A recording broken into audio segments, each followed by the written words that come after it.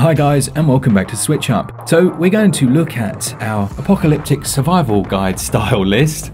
So yeah, basically, in all seriousness, I think we're all going to be facing some time in our houses sooner rather than later. Some people, of course, already are doing that. So we've just got 10 games that would be good ones to kill some time with, I suppose, whilst we're waiting for it all to blow over. Lovely job. If you enjoyed the channel, then consider sticking around. Let's get into the list.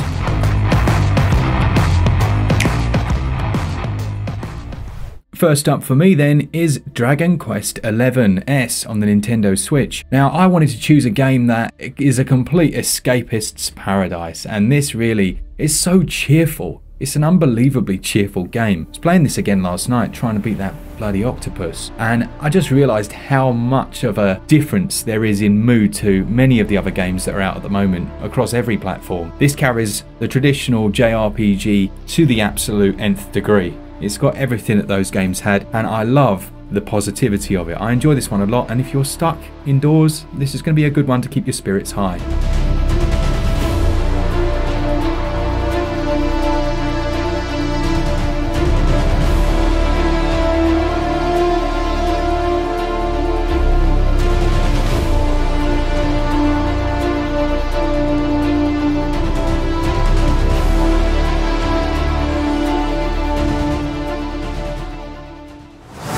My first pick then, similar in some respects with that positivity, is Yooka-Laylee and the Impossible Lair. Now this is a 2D platform game and a sequel obviously to the 3D platform game that came before it. The reason I'm picking this one is because it is a lovely colourful game, quite difficult in places, and it would certainly take you a while, but it definitely has those positive vibes, the amazing music that will just keep your spirits high whilst potentially stuck indoors for a while.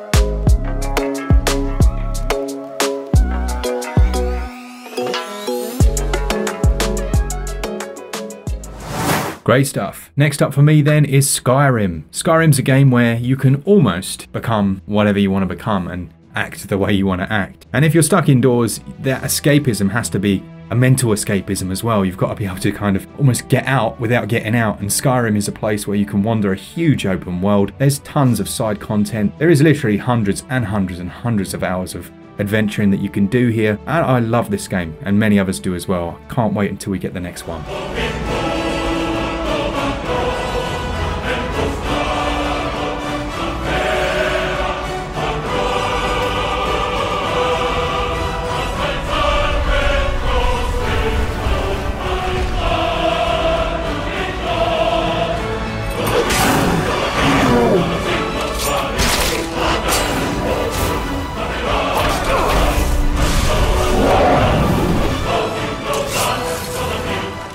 My next one then, I was going to go for Breath of the Wild, and I'm sure a lot of people that would be their pick, but I think on balance I'm going to go for Link's Awakening actually, because the art style is just so beautiful. I really love that plasticine look that they've gone for. Breath of the Wild's wonderful, it's got a lovely big open world which you could spend a whole bunch of time exploring, but there's just something about this little island, Koholint Island, that you're stuck on that for me just makes me smile, and if you're going to be stuck somewhere, why not be stuck there?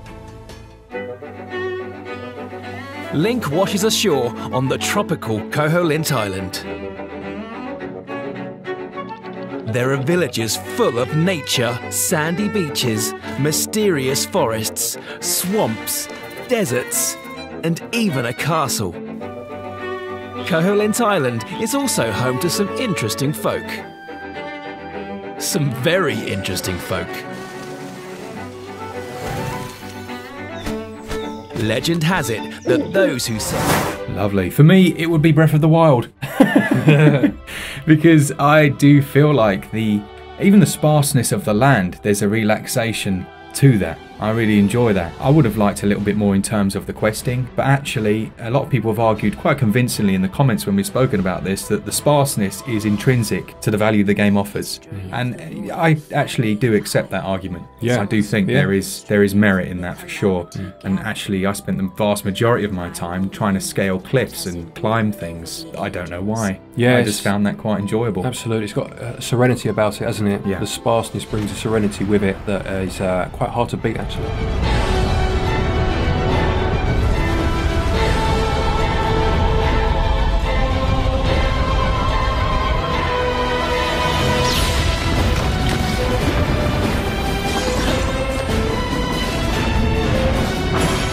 My next pick then, I'm going to go for a bit of retro goodness with this one, and I'm going to pick the Sega Mega Drive or Genesis Classic Collection. Now this has some of the best games ever released as part of it, games like your Sonic the Hedgehog, Streets of Rage of course as well, many others, as well as a few that maybe people have forgotten about, and it might just be time to go and revisit some of them. This is a game that I return to every so often. I love my retro gaming. I didn't have a Mega Drive as a kid, so this is kind of my re-education on that front, and it's well worth picking up.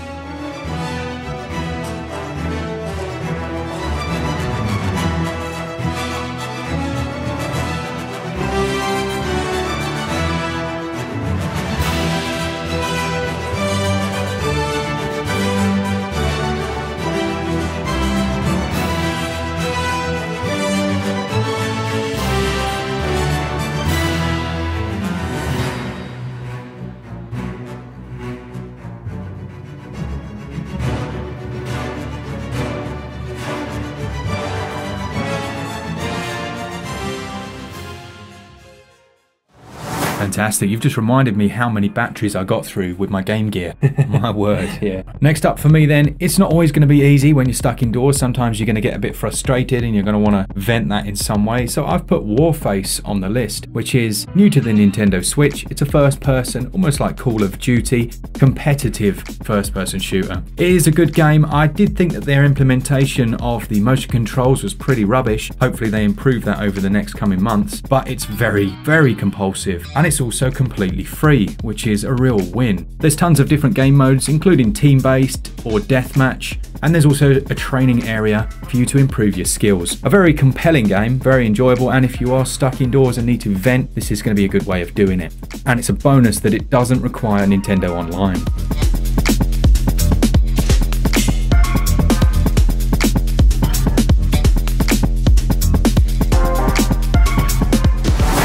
I wanted to go for a local co-op game for my next one, and I was leaning towards Puyo Puyo Tetris, but I've decided to go for Super Bomberman R. Now, I've been a huge Bomberman fan since the Super Nintendo days, and this one actually plays very well. Now, when it released, there wasn't a whole bunch of content on it, and for the price they were charging, it was a bit of a stretch to recommend it, but they've added a few bits since then. It has a story mode as well if you're a single player, and the price has come down quite dramatically.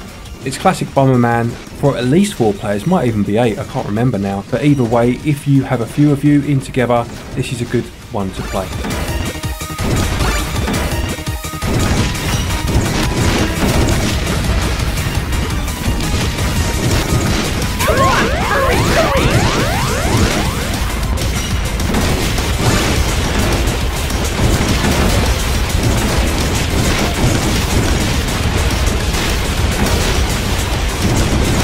My last pick then, and one that I have seen used in this very scenario we're talking about, because at the moment my daughter is not 100% and she is sat playing Stardew Valley like it's going out of fashion. And when I look at her, I can just see how much it's relaxing her and it's taking away her worries, which is perfect. As a parent, that's exactly what you want. And as an adult as well, you know, we read all the news, we've seen all the things, and you can't help but get a bit worried. And this is the perfect game to take you out. The music is just so relaxing, so tranquil. And for me, this will probably be my top most relaxing game actually for me personally to play in this crazy experience.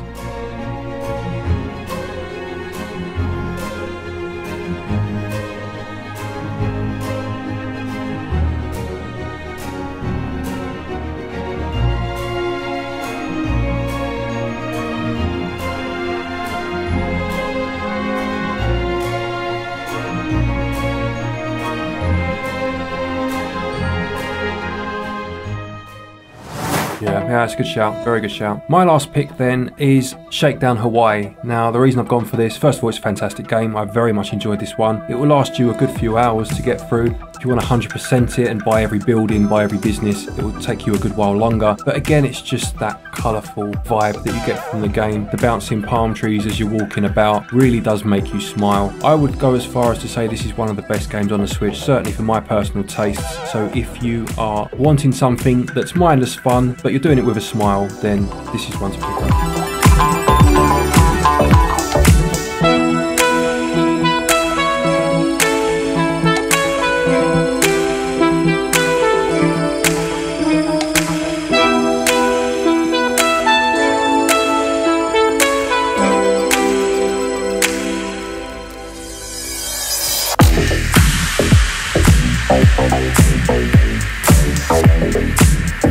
Fantastic stuff. Let us know down in the comments, as always, what are your choices? What are the games? Because I know for a fact many of you are actually in lockdown and are quarantining yourselves at the moment. Let us know what are the choices that are keeping you nice and chill and just getting through it. Absolutely right. Recommend any games for others that may well get them through it too. And hopefully we'll all be out of this soon. A big thanks to our patrons who support us every single month. And as always, for all things Switch, all the time, keep it Switch up. Cheers, guys. See ya!